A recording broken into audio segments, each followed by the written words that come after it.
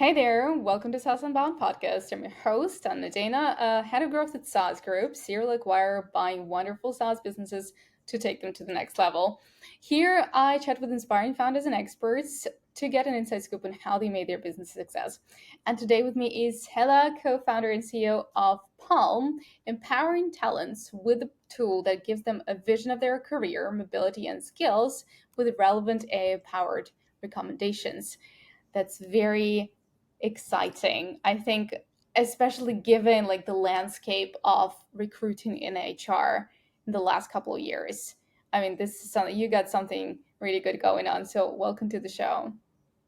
Hi, Anna. Thank you so much for this introduction and really happy to be here with you today. Awesome. Well, welcome. I'm glad you're here. So let's get to it. I mean, you've got a fascinating story to tell. So let's maybe start with your background and the inspiration behind the product. Yes, actually, my inspiration and how my story as well. I think it's important to know where we come from, in order to know where we want to go and where we want to go. Actually, I was born and grew up in Tunisia and arrived in France at the age of 20. And I spent the last decade at the Big Four, advising companies to help them solve different issues related to business. And actually, I noticed that one of them was super painful and faced by 100% of them, understanding their employees' skills and matching them with the right career path. And actually, when I deep dive the problem, I realized that it's much bigger than I initially thought. Today, more than 47% of talents leave their employer within 2 years of their hiring because of the lack of career advancement. But the question that we can ask ourselves is to say, but why companies are so bad at retaining their talents? Well, I think that they have been using too many HR tools that work in silo, that produce too much meaningless and fragmented data, and that decision making was flawed, especially at scale. HR teams couldn't follow the skills portfolio and the progress made by their employees. And the consequence of this is that the cost of employee turnover is very high. It remains alarmingly high. Just to give you an idea, it's equivalent to 1 to 6 times the employee's loaded salary. And I think that in today we can do much better. Yeah, we can do much better with technology and with AI. And I was all the time fascinated by the potential of AI to transform businesses and industries. And I think that this is the inspiration behind Palm that came from this, observing this gap in between how the HR teams and management and companies try to understand the business and to align, their people with the business requirements and the requirements of the talents themselves. Yeah, I think Palm it was born out of this desire, to bridge this gap, and AI is a wonderful tool to help companies to do that.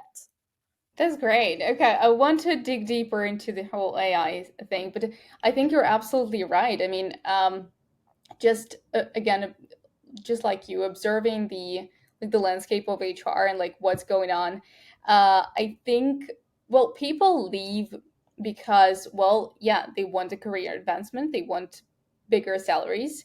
There is this narrative going on, especially in startups, that you have to leave your company after a year or a year and a half because like how else are you going to get more money, right? And of course, I think there has to be a better way, definitely. And I mean, I think also, especially tech industry is a little bit Mm, spoiled with new talents. mm, So I think it's just a wind whirl that has to be somehow solved to retain the yes. best talent, especially if we're talking about like higher level management. All right, so it's a great problem to solve. So what is AI doing there? So as far as I understand, it's not just, jumping on a trend, oh yeah, like ChatGPT, and everyone wants to automate everything now. Uh, Hmm. AI has been the core of the product from the very beginning. Yes, absolutely. I really love the word the core, and I would say AI was a cornerstone of Palm from the outset. And actually, we recognize and we realized from the beginning that the potential of AI to transform and to reinvent a lot of processes, and mainly HR processes. And I think that when we saw how companies today manage their HR processes, we saw that a lot of HR data is not gathered, is not analyzed, and when you see how companies manage their financial data, their customers' data, their online traffic, they are doing this really great. And when you saw in terms of the people, because their people deliver the business and deliver customer satisfaction and deliver performance. I mean, it was not that good. And I think that, AI, we believe that AI will continue to transform recruiting, HR, learning, development processes within companies, making them more efficient and data driven. This is I would say, the narrative and the statement in general. But in order to deep dive on how it works inside Palm, I would start with the global philosophy of Palm. Our positioning is to say, okay, Palm is uniquely positioned as an HR tech layer that easily plugs into a company HR stack, because we will not replace all the HR tools that could exist in a company. And our ambition is really to break down organizational silos, to break down tech silos with different layers and different aspects. The first one is how we can analyze employee skills at scale, but also to take in consideration the individual and the person and their potential motivation, their skills. This is step one. And step two is how we can provide insights for HR teams, for management, for C levels, for talent decision making, and how they can align business with their people. And the third part was to say how we can use our AI in order to provide, to give, to offer to every employee personalized career path options based on their unique skills and interests. So how we do that? Palm analyzes and reveals all the power of HR data coming, as I mentioned, from different systems and formats, thanks to natural language processing algorithm and a property and trained skills taxonomy. So we spent 3 years in R&D of R&D and HR and AI, and we built different things. And one of them is really important. Is our skills taxonomy, composed of 35,000 unique skills with the different components related to a skill and the different way that could characterize, a unique skill. And today, based on this skills taxonomy, our AI is capable of analyzing every text coming from, for example, a CV or a job offer or a training offer as well, and is able to detect and evaluate more than 80% of skills. I mean, in terms of time, it's just huge for HR teams, and we leave this 20%, for them, for human intelligence, in order to adjust, in order to add, or to probably sometimes it could arrive that AI detects skills that has nothing to do with the rest. So, I mean, we leave this 20% or more or less to HR teams in order to adjust this. And then what we do also in terms of AI is that every talent and every work opportunity are vectorized with a unique shape in a hyperspace. And the learning of the best matching between a work opportunity and a talent is ensured by artificial neural networks, which performs patterns recognition in this hyperspace. And our unique multidimensional matching, I would say this is our secret sauce, because we are capable and our AI is capable to match and learn from a talent matching with a talent, from a talent matching with a project, a talent matching with a project and a training, to build and to predict career paths for and personalized and dynamic career path with for every talent and every employee within the company. I mean, the potential opportunities for this matching are just, there is no limit, I would say. And this is one of our major secret sauce. And we do have also other things inside it. For example, these architecture, I would say, is at forefront of learning technologies, but above all, this allows our users, HR teams, managers, and talents to benefit in real time from reliable and actionable data about skills, about careers, and about learning and development within their business. Oh wow, that's fascinating. And I mean, I can tell that you've talked about it a lot. And I mean, I know that you guys raised funding. So before we go back to the product, I was just so impressed by the pitch. I know that you raised $2 million, and well, I just really want to ask about that because whenever I talk to a female founder who went through fundraising, the narrative is fairly similar. So, like, at first, it's very, very difficult because, there is, first of all, there is less money on the table right now, right? And then there is bias towards female founders. So, how was it for you? I mean, coming from M&A space, right? You you knew already what you're going in. Um, so how was it? Was there a bias? Uh, did you kind of utilize, leverage your network that you've grown in your years in the industry? And eventually, what moved the needle for the investors that led to a successful fundraiser?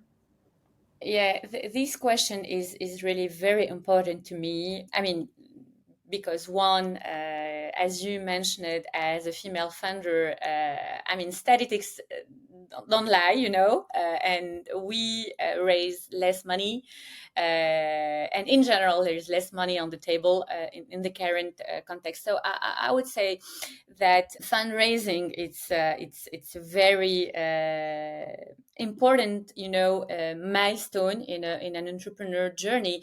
And I would say in an entrepreneur journey that wants to raise money, because we can build great companies without raising, just to make the difference between raising and not raising.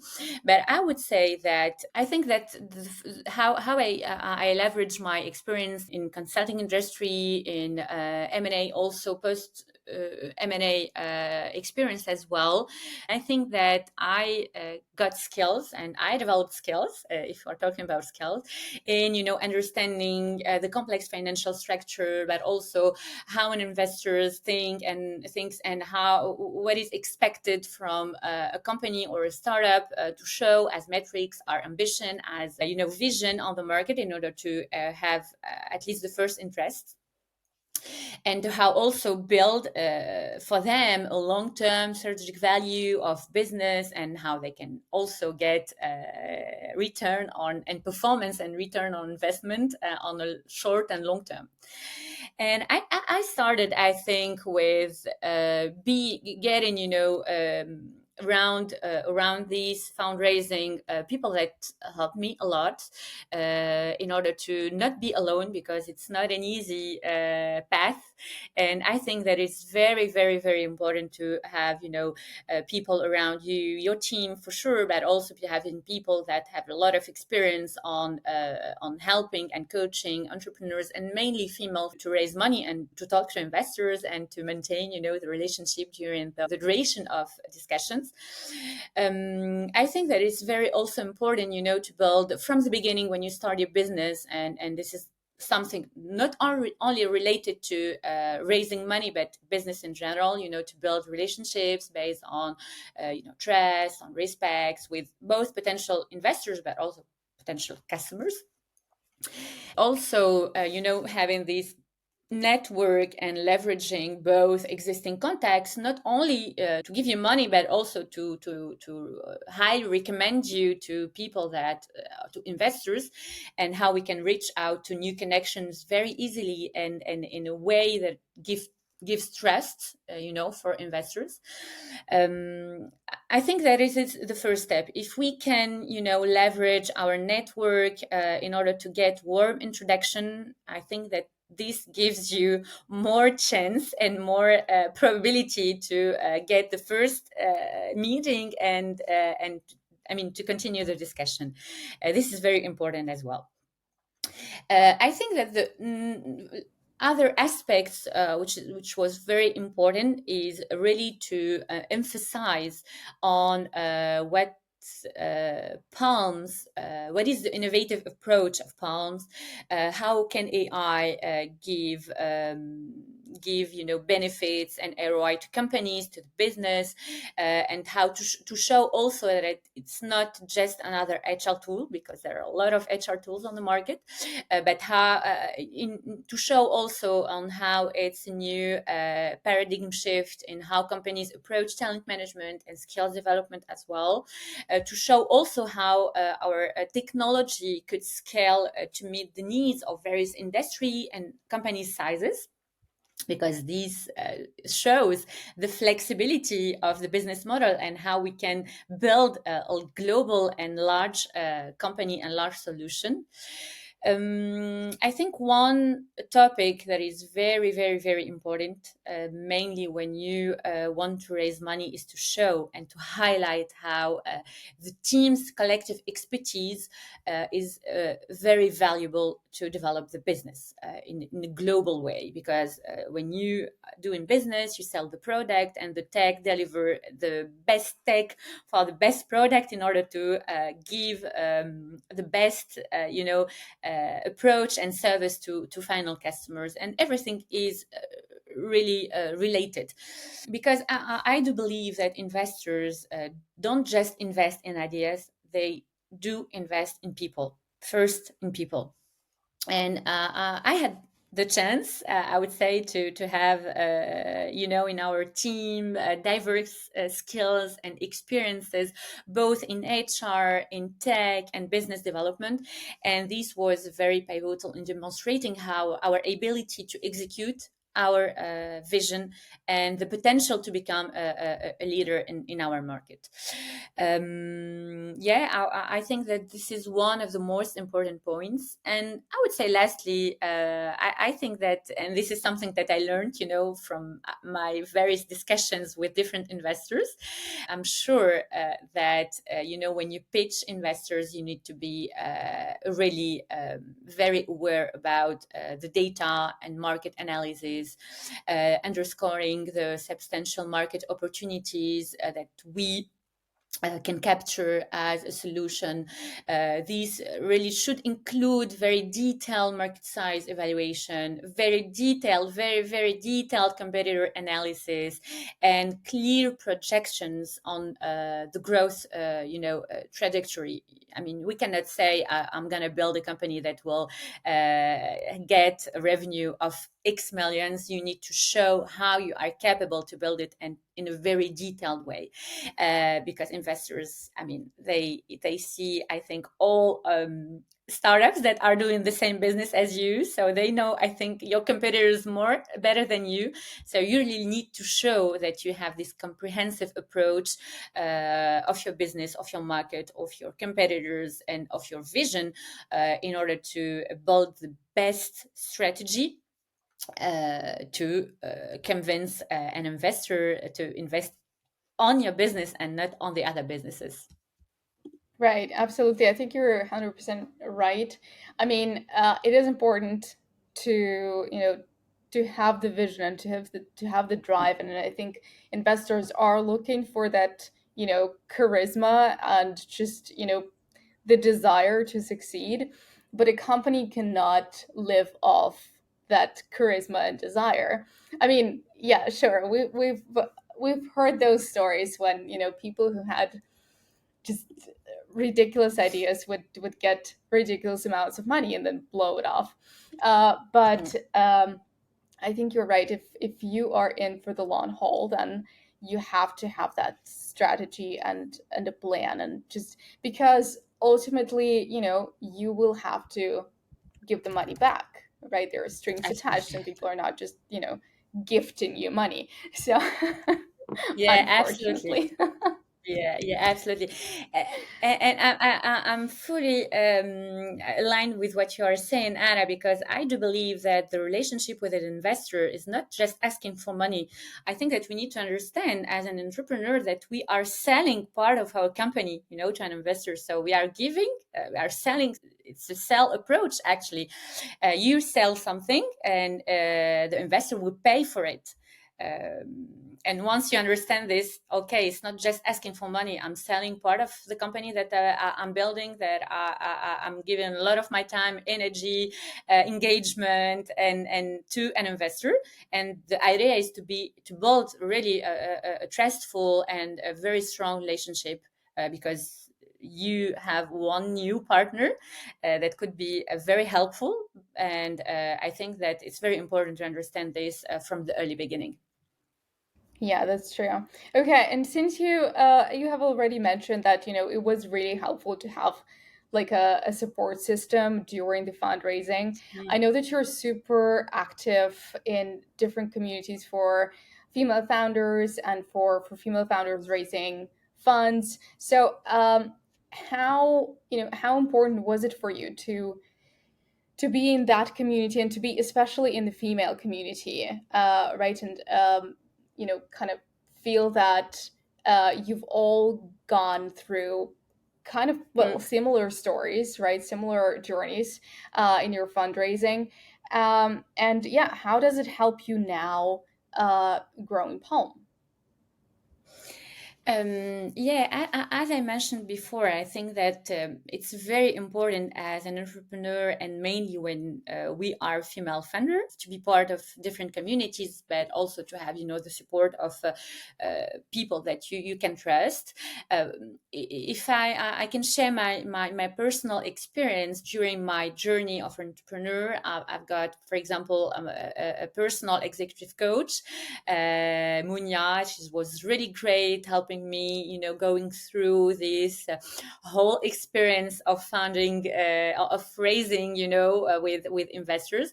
But at the other side, I'm part of different communities, and really the female cause it's very incredibly important to me.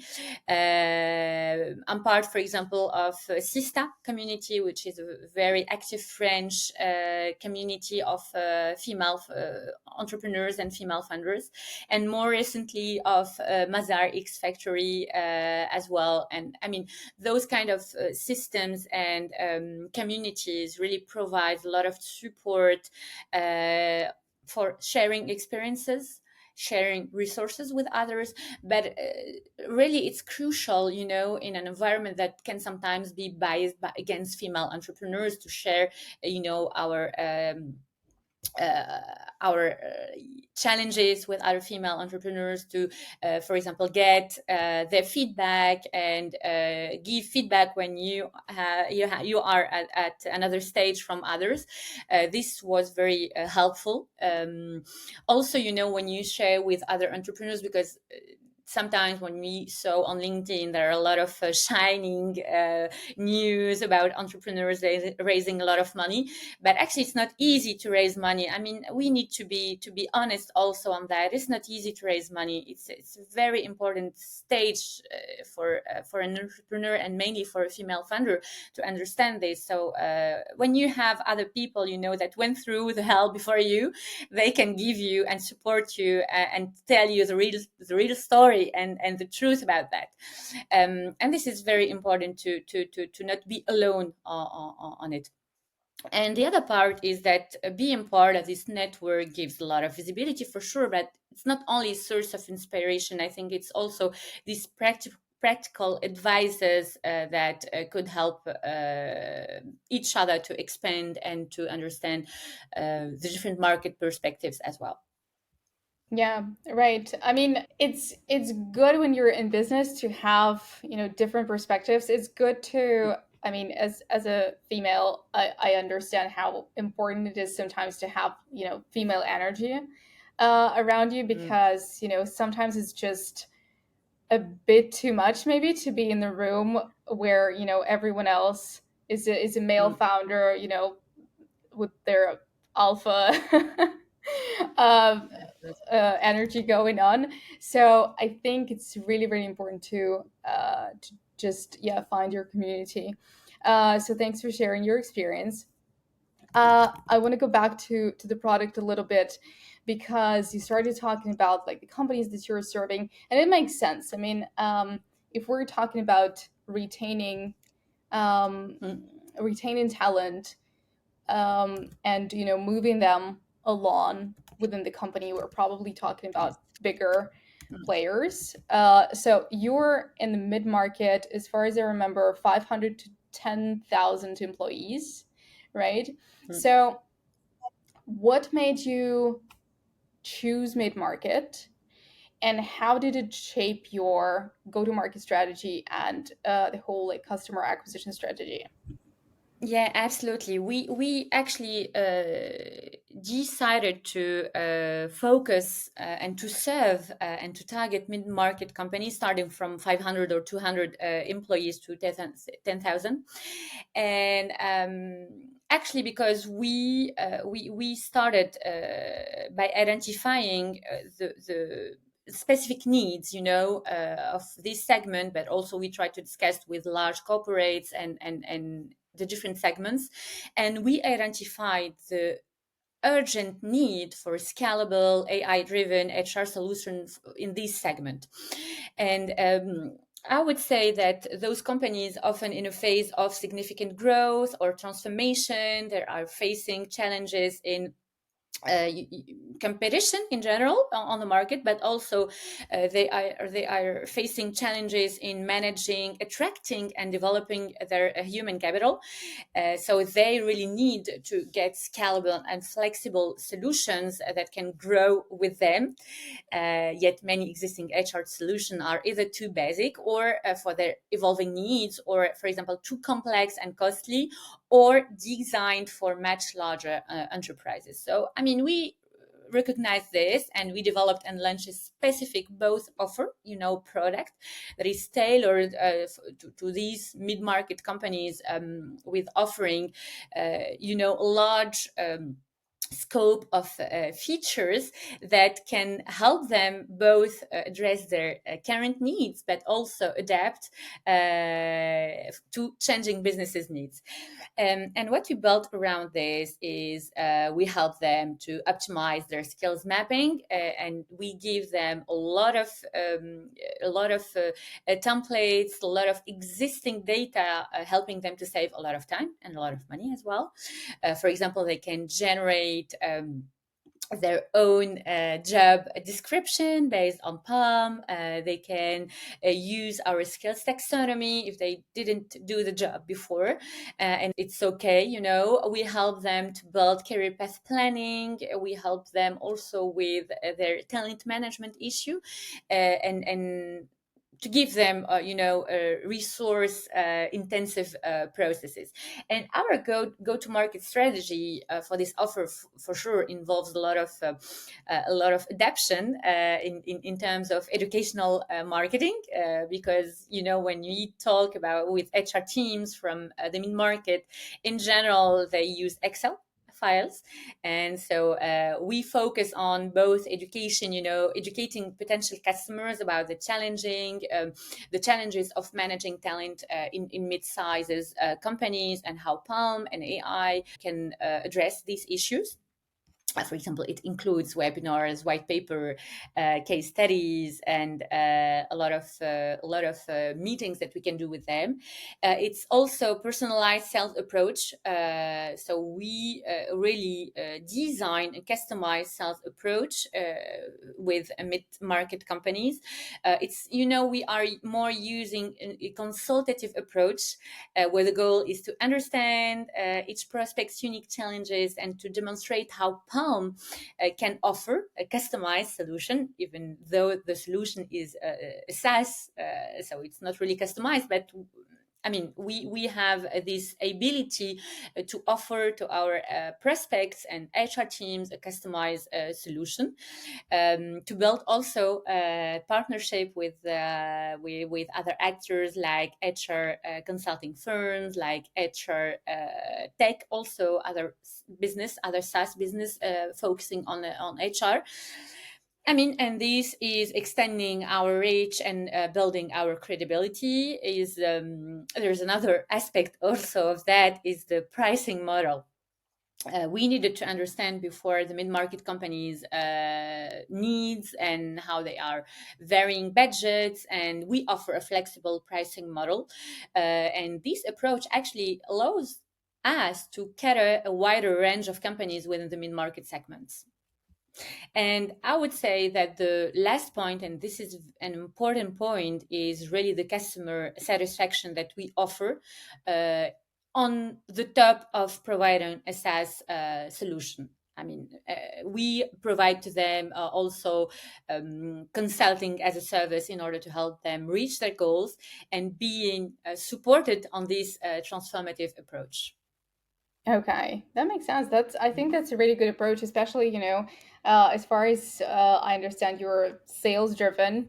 So, like, Mm, making sure that even though it's a SaaS and, like you yes. said, it's not completely customizable tool for everybody, but I think showing how it can be in a way customized Mm, for each use case is very important for the clients that you're serving. absolutely.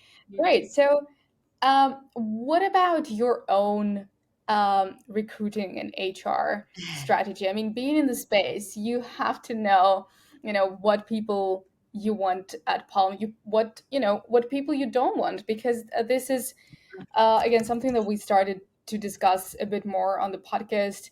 It's important to show people who you are. It's important to show people who you aren't, so that it's maybe a little bit polarizing, but at the same time when you tell people what you're not going to do, the rest of it that can they can relate to. So it makes maybe it a little bit easier. So in terms of Palm, like how are you approaching recruiting? Is there anything else, anything special you're looking for in terms of hiring the team?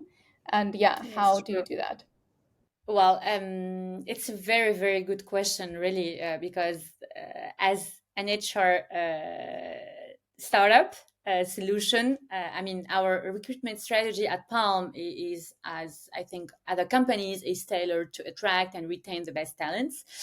And actually, our approach is based on a combination of selection criteria with really a focus on a cultural fit and long-term potential.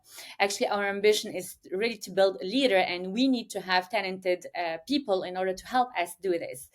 And if I can summarize this on 4 points, I would say that the first one is really the cultural fit and shared vision.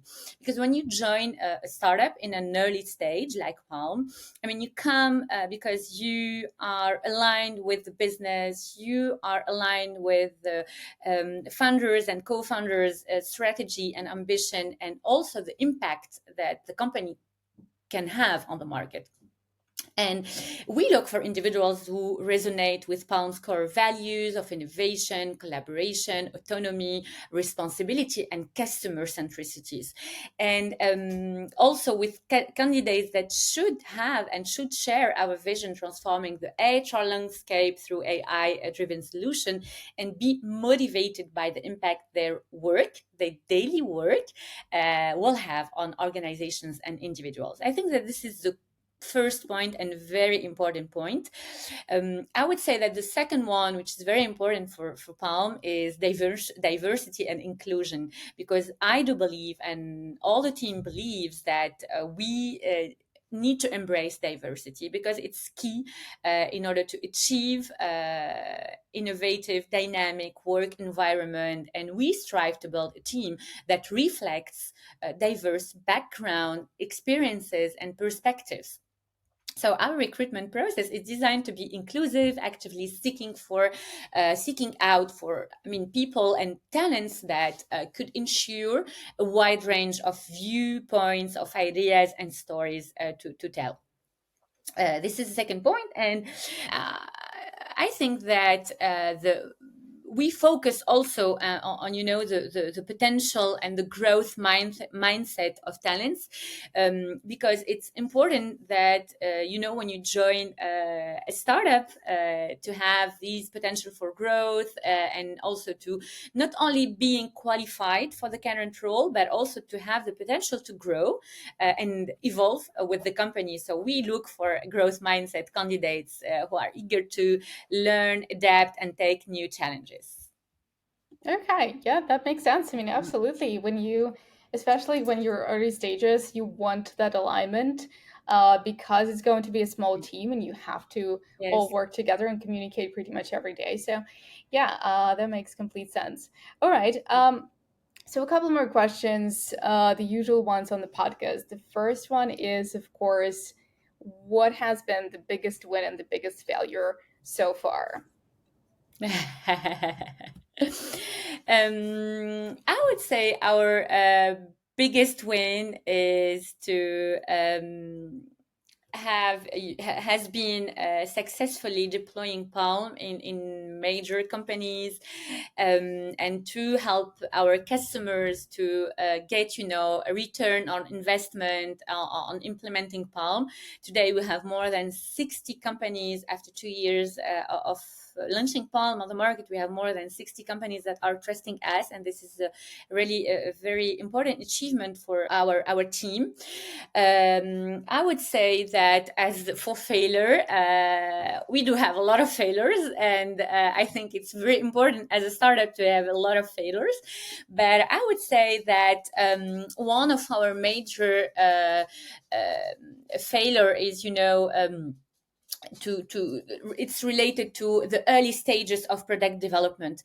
When you are a startup at the beginning, you want to transform your market, and you could have sometimes the ambition to build a lot of things and a lot of features, because you need to win all and to win the market. And I think that these one of our failures, but these setbacks, however, have been crucial learning experience that have shaped our strategy and our product for the better. Yeah, I would share this. I would Yeah. say these are the two, Okay. win and All right. failure.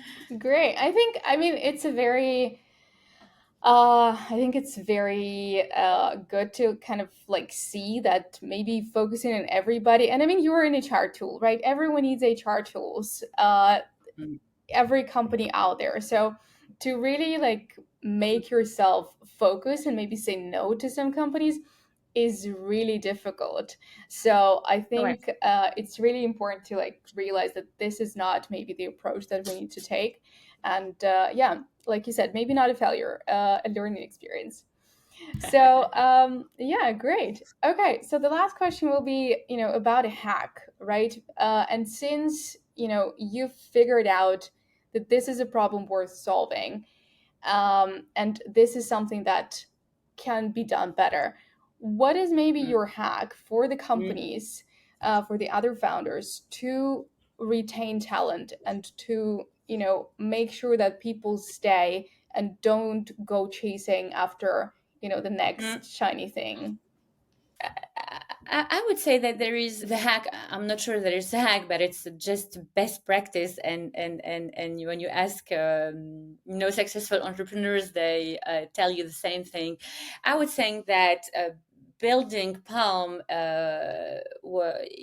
is important, and when we talk to our customers, to maintain focusing on both customer feedback and market needs, because when you are an entrepreneur, you start from a challenge that you identified, and you try to fix it, and you try to crack the best way and the fastest way to build a company and to scale this company.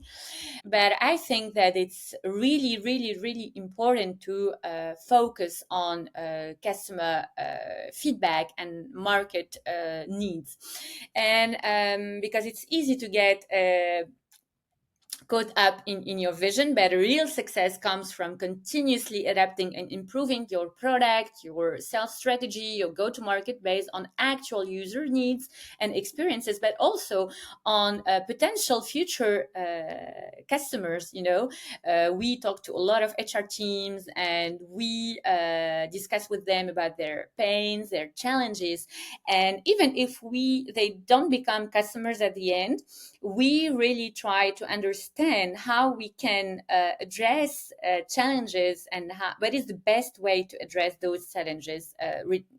As they would love to in their daily work. Yeah, this helped us a lot, I would say. And the other way around, when we talk about the for a company, what is the best strategy to retain their talent, and this is what we are building inside Palm, I would say that the best practice that is shared by all our customers and future customers, I hope, but I mean HR teams in general, it's really to put transparency, to put equity, to put responsibility on knowing, uh, emphasizing, and showing the skills and the careers to talents. I think trying to build the best career for everyone, taking into consideration their potential, their skills, their specificities, their style in the daily work. It's really important to provide a personalized approach in order to build these stressful and engagement on way to retain your people. Okay, yeah, thank you. I think this is something that a lot of founders kind of neglect at first, especially like at the very early stages, because they were so focused on building a product, not necessarily building a company and culture around it. So I think you have a great point there in reminding that this is something really important. Like if you want people to stay, then there should be a clear Yes. path, there should be transparency, like where the company is going, where they could be going. So I guess that's a Mm. great point. Thank you, Hela. Thank you so much for for telling your story and for the amazing hacks that you shared. I think this is definitely a problem worth solving, and I'm really curious where you're going to be next year, so maybe we can do a podcast again. So thanks so much for being here. Thank you so much, Anna, for your invite, for these very interesting questions, and thank you for your support. It was really great. Yeah, thank you, and take care.